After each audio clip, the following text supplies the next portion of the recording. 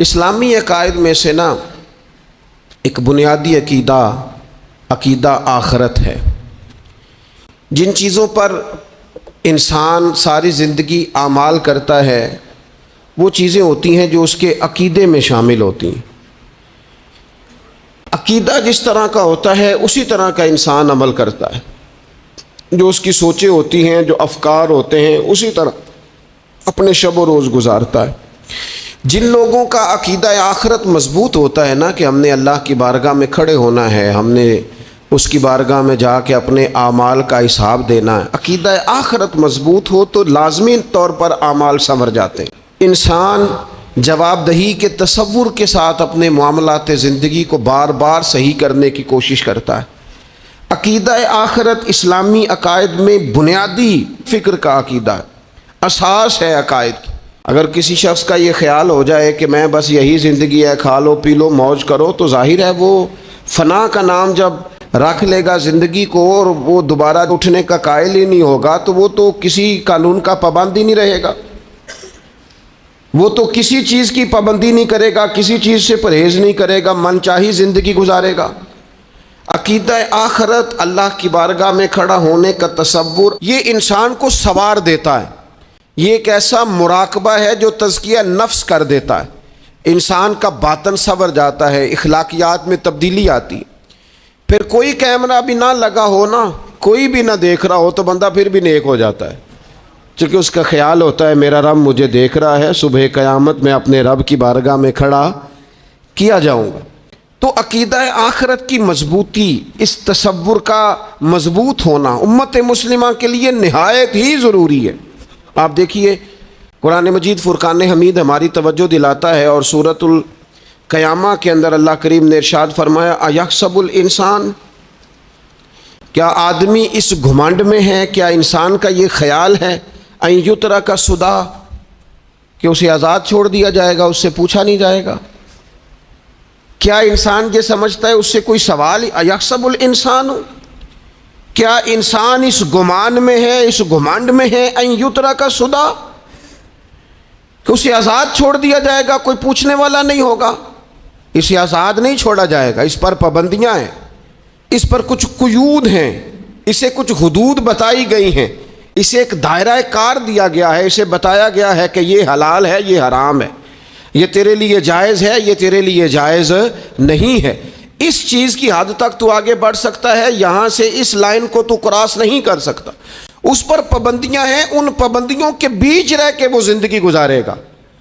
اور یہ بھی یاد رکھے، یہ آیت ایک دوسرا معنی یہ دیتی ہے کہ یہ مت سمجھے کہ صبح قیامت اسے چھوڑ دیا جائے گا، اس سے پوچھا جائے گا، اس سے سوال کیا جائے گا۔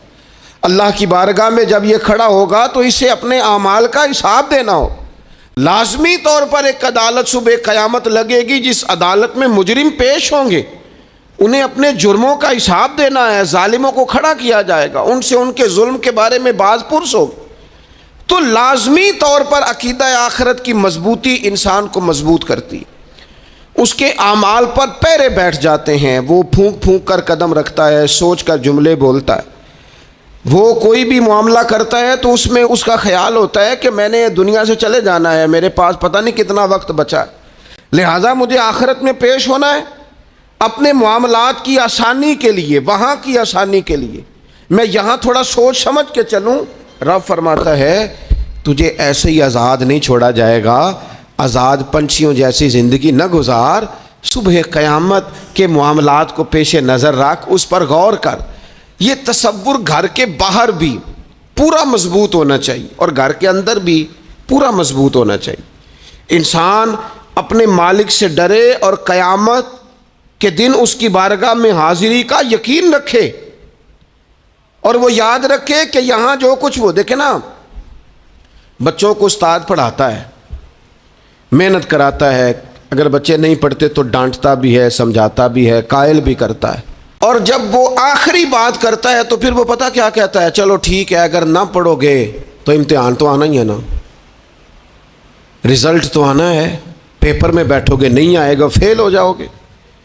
یہ لاسٹ پر یہ بات ضرور ہوتی ہے، اور یہ امتحان دینے کا تصور اور امتحانی سینٹر میں جانے کا خیال طالب علم کو مجبور کرتا ہے کہ میں اسباق تیار کروں، میں بار بار اس پر غور کروں، میں کتاب کو سمجھوں، میں اس کو حل کروں چیزوں کو، تاکہ جب میں مرکز میں جاؤں پرچہ دینے کے لیے امتحانی سینٹر میں تو پھر مجھے پریشانی کوئی نہ ہو۔ بس سمجھانے کے لیے بات عرض ہے کہ یہاں لوگوں کو بتایا جاتا ہے، قائل کیا جاتا ہے یہ حلال ہے، یہ حرام ہے، یہ تیرے لیے ٹھیک نہیں ہے، یہ تیری حدود ہیں، یہ تیرے قیود ہیں، یہ تیرا دائرہ کار ہے۔ لیکن اگر پھر بھی کوئی بندہ باز نہ آئے، پھر بھی کوئی شخص باز نہ آئے، تو پھر اس کو کہا جائے گا صبح قیامت اللہ خود حساب لے لے گا، پھر تجھے مالک اپنے سامنے کھڑا کرے گا، ثم لتسألن یومئذ عن النعیم، پھر وہ تجھ سے ایک ایک نعمت کے بارے میں سوال کر لے گا، پھر تجھے جواب دینا ہوگا۔ تو اس تصور کو اپنی زندگی میں لاگو کریں کہ ہم نے مرنا ہے، اللہ کی بارگاہ میں جان، اس تصور کو پوری طور پر طاری کریں اپنے ذہنوں میں۔ یہ جو رسمی سی بات ہے نا، پتہ نہیں کب چلے جانا ہے، جو جانے والے ہوتے ہیں ان کی کوئی تیاری بھی ہوتی ہے۔ جن کو پتہ ہوتا ہے نا، وہ رمضان المبارک میں نا کئی دفعہ ایسا ہوتا ہے کہ ٹکٹیں نہیں مل رہی ہوتی ہیں اور عمرے کے ویزے لگ چکے ہوتے ہیں، تو ایجنٹ کہہ دیتے ہیں جانے والوں کو کہ تیاری رکھنا، کسی وقت بھی میرا فون آ جائے گا۔ تو لوگوں نے بیگ باندھ لیے ہوتے ہیں، سامان تیار کر لیا ہوتا ہے، سارے انتظامات کر کے رکھے، کیوں کہ پتہ نہیں کس وقت بلاوا آ جائے گا۔ تو روز کہتا ہے پتہ نہیں اللہ کی جانب سے کس وقت بلاوا آ جائے گا۔ پھر اپنی تیاری بھی تو یار کچھ بتانا، میں بھی بتاؤں، آپ بھی بتائیں۔ پھر ہم اپنے آپ سے یہ بھی تو سوال کریں نا کہ جہاں اچانک جانا پڑے اس کے لیے تیاری ہوتی ہے، ہماری تیاری کیا ہے؟ اگر اچانک جانے پڑے اس کی بارگاہ میں، کیا تیاری؟ روز دیکھ رہے ہیں نا، کچھ لوگ روڈ پہ چڑھے تھے پہنچ نہیں سکے، ہاسپٹل گئے تھے پہنچ نہیں سکے، کچھ لوگ کسی فیلڈ میں کام کر رہے تھے، ڈگری نہیں مل سکی، جا ہی نہیں سکے، وقت آ گیا۔ تو اگر وہ ٹائم آ جاتا ہے اس کی بارگاہ میں حاضر ہونا پڑ جاتا ہے، تیاری کیا ہے؟ نبی پاک علیہ الصلوۃ والسلام گھر کے اندر اپنے گھر والوں کی تربیت کے لیے اور تعلیم امت کے لیے ایک دعا مانگتے تھے۔ حضرت عائشہ صدیقہ کہتی ہیں حضور دعا مانگتے تھے، مشکات میں موجود ہے۔ کیا دعا تھی؟ اللہم حاسبنی حسابا یسیرا، اے اللہ ذرا حساب آسان کر کے لینا۔ یہ حضور تعلیم امت کے لیے دعا مانگتے، اللہ حساب ذرا آسان کر کے لیجیے، مالک کرم فرمانا۔ تو حضرت عائشہ صدیقہ رضی اللہ تعالیٰ عنہ ارشاد فرماتی ہے، میں نے عرض کیا یا رسول اللہ صلی اللہ تعالیٰ علیہ وسلم یہ آسان حساب کا کیا مطلب ہے؟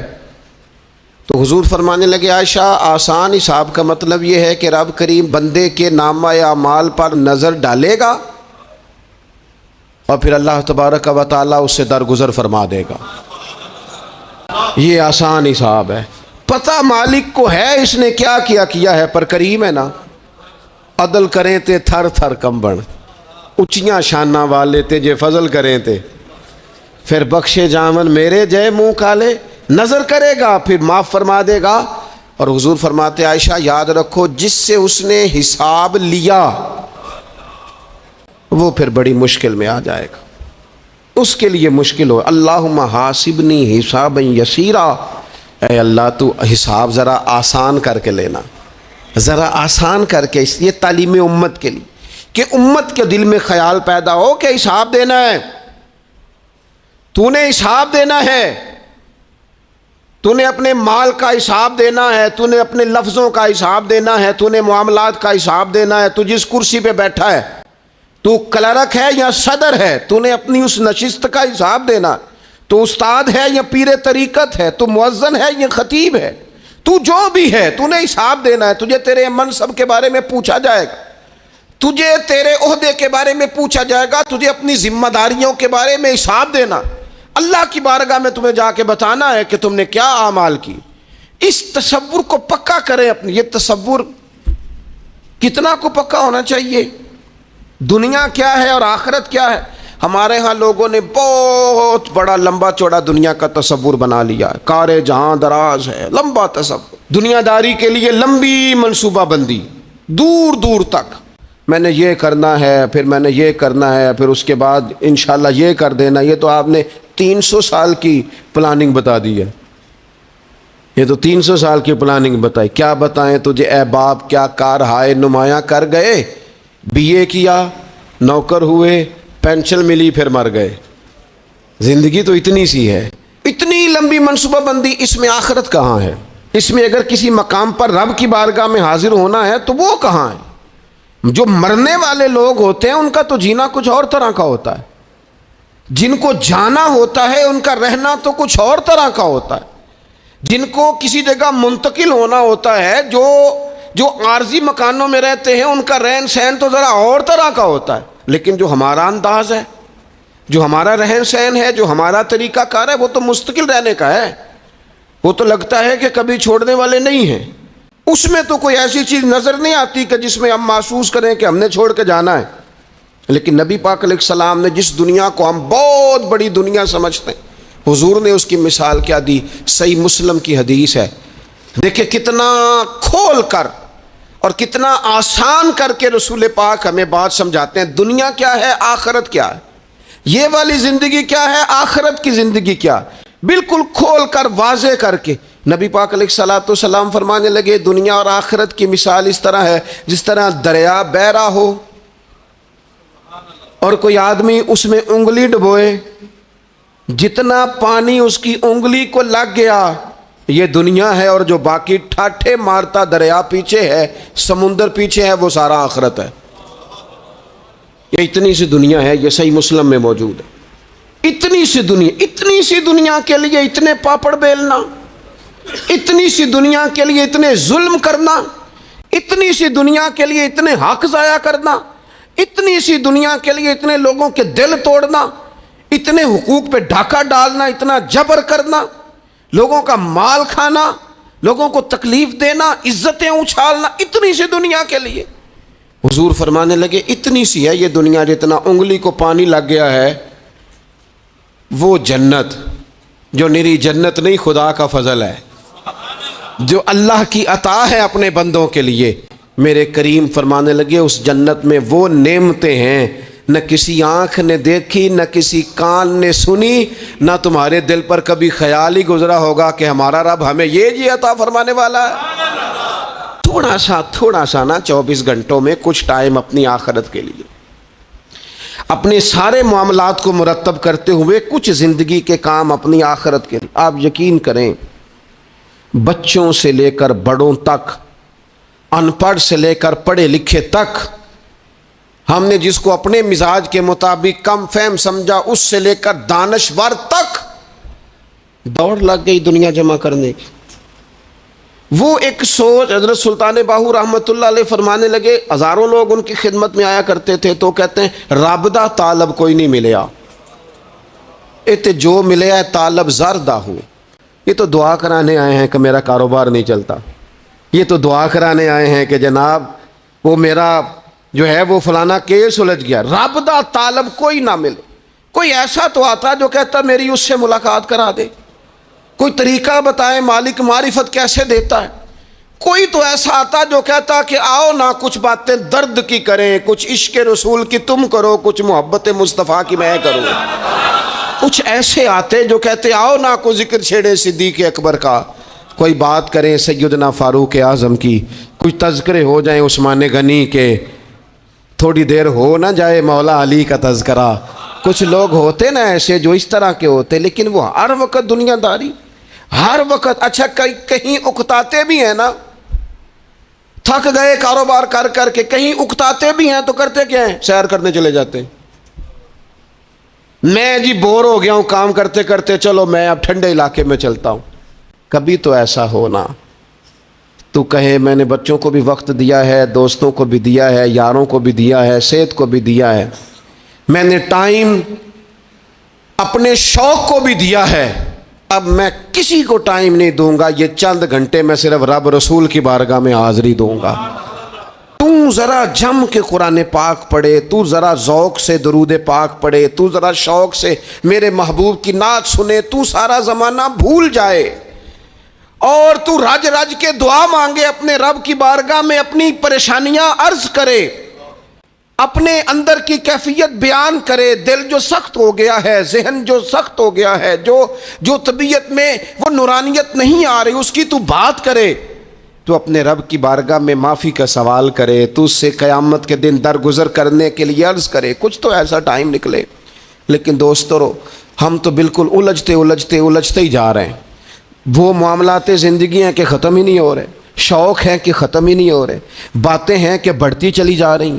دور گزر گیا جب لوگ کہتے تھے کہ کوئی درود پاک بتائیں جس سے سرکار راضی ہو. ایک کی مسئلہ ہے کام نہیں چلتا. ایک صاحب آئے، کام نہیں چلتا. میں نے کہا سورہ واقعہ پڑھا کریں. کہتے ہیں حضرت میں بڑی دیر سے پڑھ رہا ہوں. میں نے کہا چلیں کوئی صدقات دے کے دیکھ لیں. کہنے لگے بڑی دیر سے دے رہا ہوں. میں نے انہیں ایک اور وظیفہ بتایا. کہنے لگے یہ بھی مجھے کسی نے بتایا تھا، بڑی دیر سے کر رہا ہوں.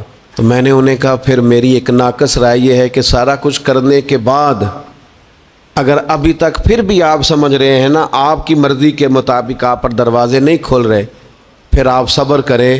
جو میرا رب چاہتا ہو اس پہ راضی رہ کے دیکھیں. پھر ذرا راضی رہ کے دیکھیں، پھر دیکھیں کہ مالک کا فیصلہ کیا ہے. وہ آپ کے حق میں کوئی رحمت والا فیصلہ ہی فرمائے گا. پھر ذرا انتظار کر کے دیکھیں، پھر ذرا صبر کر کے دیکھیں. پھر وہ کہتا وبشر الصابرین، محبوب یہ جنہوں نے صبر کیا ہے انہیں میری رحمت کی خوشخبری سنا دو. پھر وہ کہتا ہے باقیوں کے پاس مال ہوگا، دولت ہوگی، اقتدار ہوگا، بڑا کچھ ہوگا، ان اللہ مع الصابرین، صبر کرنے والوں کے ساتھ رب کریم ہوگا. پھر ذرا ٹھہر ہی جائیں، پھر تھوڑا حوصلہ ہی کر لیں، پھر اس کے فیصلے کا ذرا انتظار کر کے دیکھیں. ہم نہ من چاہیے زندگی کے پیچھے پریشان ہیں اپنی آخرت کے. اور آخرت کرتی کیا ہے؟ جب آپ کا آخرت پر یقین پکا ہو جاتا ہے نا، پھر لازمی طور پر انسان کے اعمال سنورتا ہے. آپ یقین کریں سنورتے ہیں، 100% سنورتے ہیں. آپ آخرت پر جتنا یقین، حضرت عمر کا آخرت پر یقین پکا تھا نا، دنیا میں مکان ہی کوئی نہیں بنایا، پکا تھا. سیدنا مولا علی شیر خدا امیر المومنین بھی ہو گئے تو طامت پھر بھی پھٹی ہوئی تھی. پکا یقین تھا نا کہ اللہ نے ہمارے لیے آگے بڑی نعمتیں تیار کی ہوئی ہیں. حضور نے آ کے فرمایا تھا نا کہ عمر میں تیرا گھر دیکھ آیا ہوں جنت میں. یقین پکا تھا نا بڑا کچھ ملنے والا ہے. تو جن لوگوں کا پکا ہونا کہ میرا دیس میں گھر ہے، وہ پردیس میں بلڈنگیں نہیں بنایا کرتے. ان کو پتا تھا کہ ہمارے دیس میں گھر بنے ہوئے ہیں، لہٰذا یہاں وہ کسی پریشانی کا شکار. اور دوسرا جب بندے کا آخرت پر یقین پکا ہو جاتا ہے نا، ایک بات آپ نے ضرور ذہن میں رکھنی ہے. ہمارے محدثین نے لکھا ہے جس بندے کا صرف دنیا داری میں جینے کا مزاج ہو جاتا ہے نا، وہ بزدل ہو جاتا ہے. اور جس کا خیال ہوتا ہے نا زندگی عارضی ہے، صبح قیامت دوبارہ اٹھوں گا، وہ بندہ بہادر ہو جاتا ہے. جس کا خیال ہے نا یہی کچھ ہے، کھا لو پی لو بس، یہ زندگی ختم ہو گئی تو ختم ہو گئی، مر گئے تو مر گئے، ختم ہو گئے، فنا ہو گئے، ان لوگوں کا مزاج بزدلانہ ہو جاتا ہے، جرت مند نہیں رہتے. اور جن کا یہ خیال ہوتا ہے نا مرنے کے بعد بھی اٹھنا ہے، ایک نئی زندگی اللہ عطا کرے گا، وہ لوگ پھر موت سے گھبراتے نہیں، انہیں مرنے سے ڈر نہیں لگتا. پھر موت کا لفظ کوئی بندہ سنا کہ انہیں بلیک میل نہیں کر سکتا. وہ بندے طاقتور ہو جاتے، با ہمت ہو جاتے. حضرت جابر ابن عبداللہ فرماتے ہیں، بخاری میں حدیث ہے، فرماتے ہیں ایک احد والے دن نا ایک صحابی کھجور کھا رہے تھے. تو کھجور کھاتے کھاتے انہوں نے نبی پاک صلی اللہ تعالیٰ علیہ وسلم کی خدمت میں عرض کی، حضور اگر میں آج شہید ہو جاؤں تو کہاں جاؤں گا؟ تو محبوب فرمانے لگے میرا رب اپنے فضل سے تجھے جنت عطا کرے گا. حضرت جابر ابن عبداللہ رضی اللہ تعالیٰ عنہ فرماتے ہیں اس بندے نے کیا کیا، اس نے نا کھجور جتنی کھا لی تھی کھا لی، باقی نکال دی منہ سے، تلوار لی، میدان میں گئے، شہید ہو گئے. سبق ہمیں کیا دیا؟ کہنے لگے جب مرتے ہی اللہ تعالیٰ جنت عطا کرے گا، پھر کھجور کھاتے کھاتے رہنے والی دیر بھی کیوں کرنی ہے؟ پھر چھوڑو، جنت میں جا کے اللہ کے دیے ہوئے انعام کھائیں گے.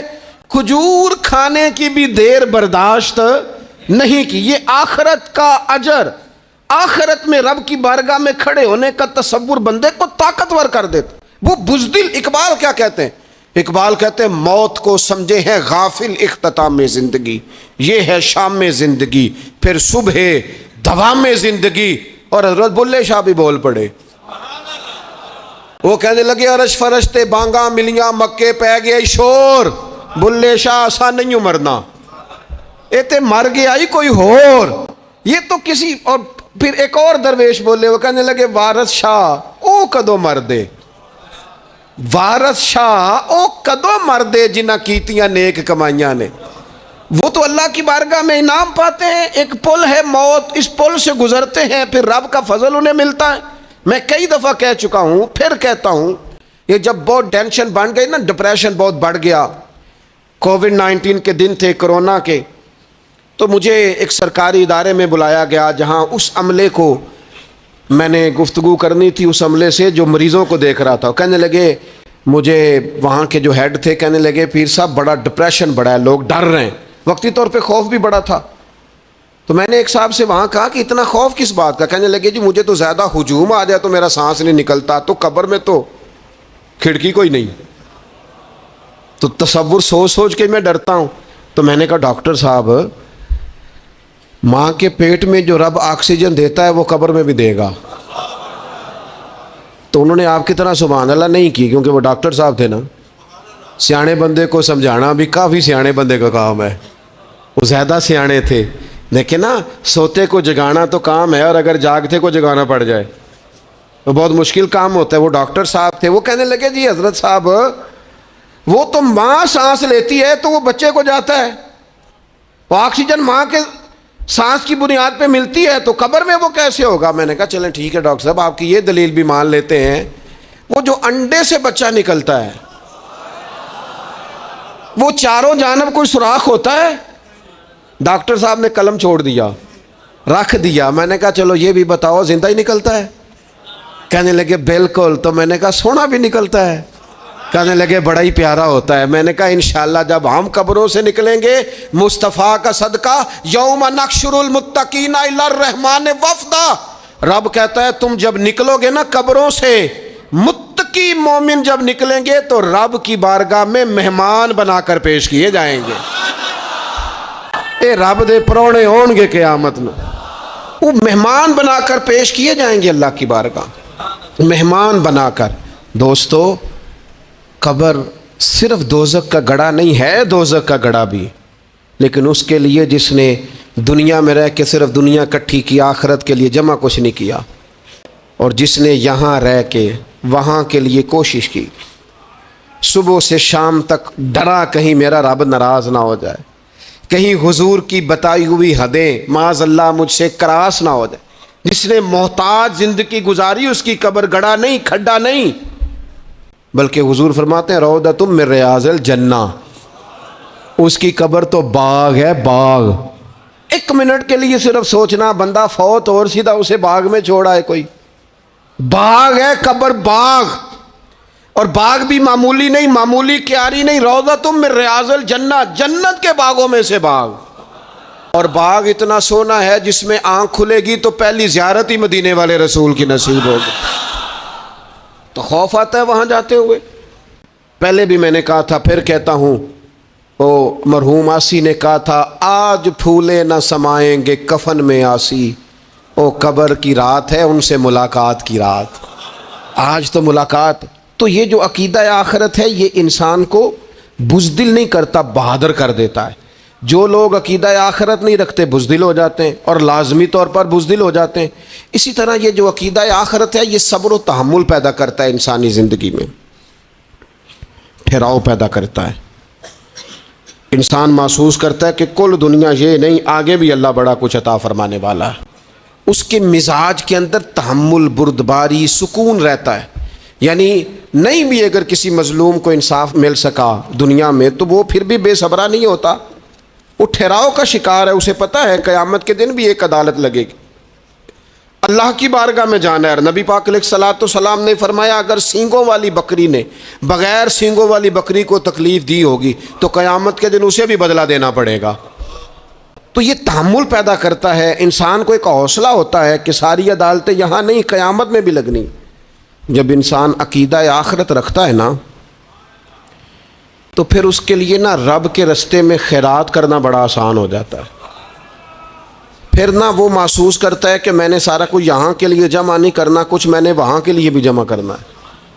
وہ پھر اپنی آخرت کے لیے کچھ نہ ایک بینک آخرت کا بھی بنا لیتا ہے، اس میں بھی کچھ نہ کچھ جمع کراتا رہتا ہے. اسے پتہ ہوتا ہے کہ میں نے اللہ کی بارگاہ میں حاضر ہونا ہے، وہاں کی بھی کچھ نہ کچھ تیاری.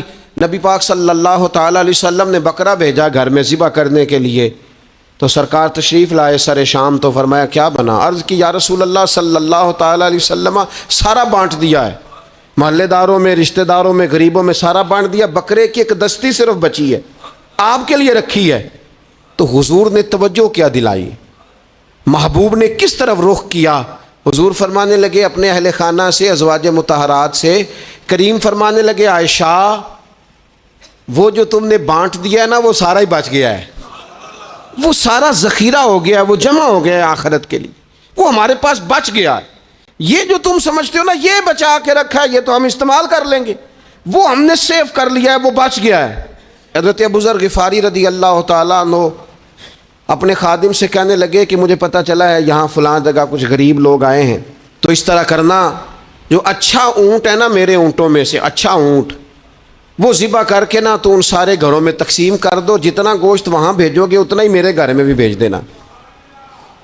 آپ کا وہ خادم کہتا ہے میں نے اپنی سمجھ کے مطابق اچھا اونٹ ذبح کر کے گوشت بنا کے میں نے بانٹا، اور میں نے اس طرح کیا کہ وہ حضرت ابو ذر غفاری کے گھر بھی اتنا ہی گوشت بھیجا جتنا تمام غربا کے ہاں میں نے بانٹا تھا۔ شام کو جناب ابو ذر غفاری اپنے اونٹوں کے باڑے میں آئے جہاں باندھا کرتے تھے اپنی حویلی میں، تو آ کے دیکھا کہ وہ سرخ بہترین اونٹ جو سب سے بہترین تھا وہ تو کھڑا ہے۔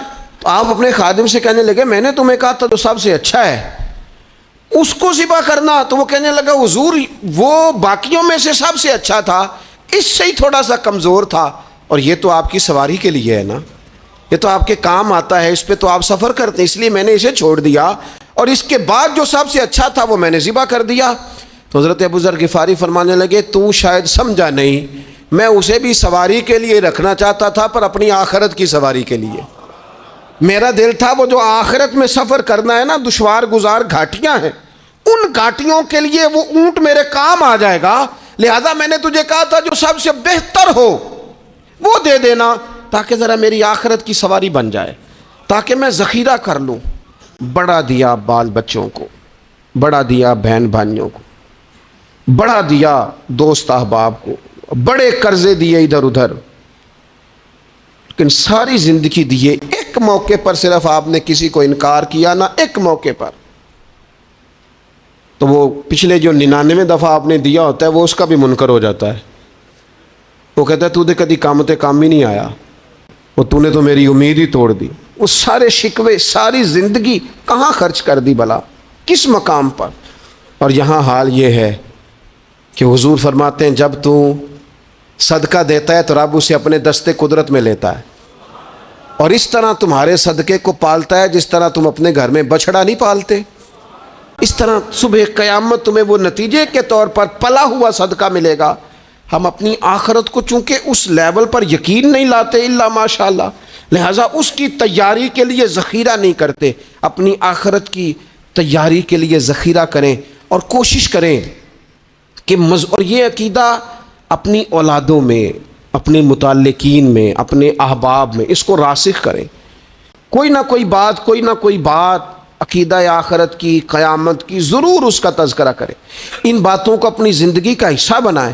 اگر عقیدہ آخرت نہ ہو تو دنیا کی ساری چیزیں ویسے ہی لوگوں کو عجیب لگنے لگ جائیں، اگر کوئی قیامت ہی قائم نہ ہو تو مظلوم رہ گیا، ظالم نے تو پھر ظلم ہی کمایا، وہ تو پھر دندناتا پھرے گا۔ تو رب کہتا ہے اَيَحْسَبُ الْإِنسَانُ أَن يُتْرَكَ سُدًى، کیا انسان سمجھتا ہے کہ اسے یوں ہی چھوڑ دیا جائے گا، کوئی اسے آزاد ہی چھوڑ دیا جائے گا، کچھ پوچھا ہی نہیں جائے گا؟ صبح قیامت سوال ہوں گے، رب کی بارگاہ میں حاضری ہوگی، اللہ کے حضور سوالات کے جواب دینے ہوں گے، لہٰذا اپنی زندگی کے اعمال کو مرتب کرتے وقت، کوئی بھی کام کرتے وقت ایک تصور ضرور ذہن میں رکھیں کہ مجھے صبح قیامت اس کا حساب دینا ہے۔ یہ جو جواب دہی کا تصور ہوتا ہے یہ انسان پر پہرے دار ہوتا ہے، یہ اس کو مضبوط کرتا ہے، اس کی عقیدے کی بنیادیں اس کے عمل کو طاقتور کر دیتی ہیں۔ لہٰذا عقیدہ آخرت اپنے بچوں میں، آنے والی نسلوں میں، آپ دیکھیں حضور نے یہ عقیدہ آخرت مضبوط کر دیا تھا نا، تو پھر سیدہ فاطمہ الزہرا نے کچے مکان میں ساری زندگی گزار دی، پھر محبوب پاک نے دیکھا کہ وہ اونٹ کے بالوں کی بنی ہوئی چادر اوڑھ کے چکی پیس رہی ہیں، تو محبوب نے یہ نہیں فرمایا کہ اللہ آسانی کر دے گا، اچھا وقت آ جائے گا تو فکر نہ کرنا، یہ مشکل نہ، محبوب کریم نے فرمایا فاطمہ دنیا میں تھوڑی مشقت برداشت کرو، اللہ آخرت کی ساری سعادتیں آپ کو ہی عطا فرمائے گا۔ گویا کریم نے فرمایا آپ کو یوں ہی زندگی گزارنی ہے، یہی طرز رکھنی ہے، اسی طرح ہی آپ کو وقت گزارنا ہے۔ جو آرام کا وقت ہے وہ اللہ تعالیٰ جنت میں عطا کرے گا۔ عقیدہ آخرت کی مضبوطی، تھوڑا سا ہمارے ایک بڑے قریبی دوست تھے، بڑا میرا ان سے پیار تھا، 34.5 سال عمر، خود ہارٹ اسپیشلسٹ ڈاکٹر، لیکن یہ پچھلے ہفتے وہ مریضوں کو چیک کر کے نیچے آ کے دفتر میں بیٹھے ہیں۔ ایک تو لوگ کہتے ہیں نا ہسپتال پہنچ جاتا تو شاید بچ جاتا، تو ہاسپٹل کے اندر ہی تھے، اور ابھی چڑھتی جوانی، 34-35 سال عمر۔ لیکن کمال یہ تھا کہ میرے جیسے کئی لوگوں نے بھی آنسو اس لیے بہائے کہ اتنی چڑھتی جوانی میں اتنے خوبصورت ماحول کے اندر بھی انہوں نے مزاج خیر خواہی کا بنایا ہوا تھا۔ ہر شخص سے حسن کلام اور رب رسول کی طرف اپنا لگاؤ، نماز کی پابندی، جب بھی حال پوچھنا تو کہتے تھے اللہ اور اس کے رسول کا فضل ہے۔ تو اپنی زندگی میں جن لوگوں کا تصور آخرت مضبوط ہو جاتا ہے وہ کئی دفعہ جلدی بھی سمٹ کر چلے جائیں تو ان کے حق میں رحمت والے فیصلے ہوتے ہیں۔ اللہ تعالی ہمیں سمجھنے کی توفیق عطا کرے۔